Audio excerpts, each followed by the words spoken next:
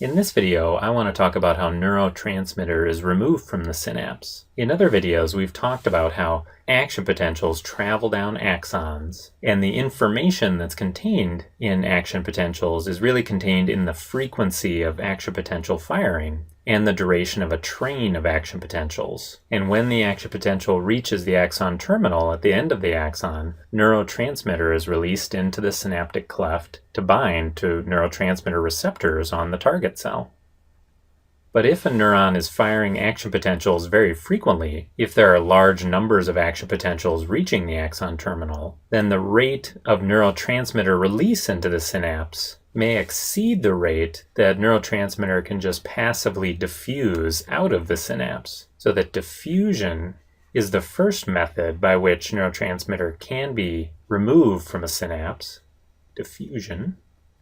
But that only works if the neuron is firing action potentials at a slow frequency. At a fast frequency, diffusion won't be enough, and there'll be a buildup of neurotransmitter in the synapse. And this would be a problem because if the neurotransmitter is just lingering in the synapse, then neurotransmitter is bound to the neurotransmitter receptor most of the time, and the information contained in the frequency and the duration of trains of action potentials won't be able to be transmitted to the target cell. The synapse will basically not be functional to communicate additional information. Therefore, neurotransmitter may need to be actively removed instead of just through passive diffusion to clear out the neurotransmitter from the synaptic cleft. And it turns out that there are several ways that this happens. The first of these active methods, or the second method to remove neurotransmitter from the synapse, are enzymes that can break down the neurotransmitter in the synapse. So certain synapses contain enzymes that'll actually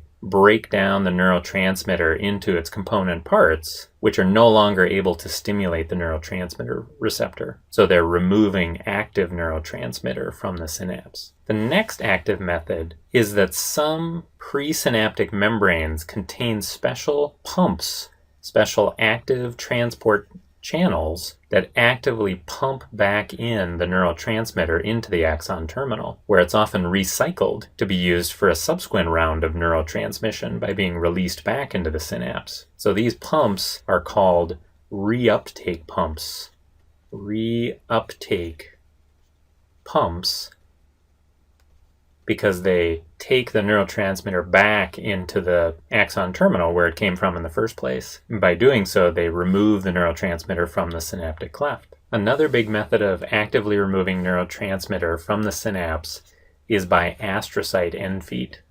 So the astrocytes in the central nervous system put their end feet on lots of the synapses in the central nervous system, and they also have pumps at a lot of these synapses that can actively pump the neurotransmitter out of the synapse into the astrocyte. And sometimes it'll just be broken down or used in the astrocyte, or sometimes the astrocyte will actually transfer some of the substances of the neurotransmitters back into the axon terminal of the neuron, where it will be recycled and used again for neurotransmission. So all of these different methods allow the synapse to basically be rapidly turned on and off, because neurotransmitter can be rapidly released into the synaptic cleft, and then it can be rapidly cleared out so that the synapse is capable of conveying more information from the neuron to the target cell.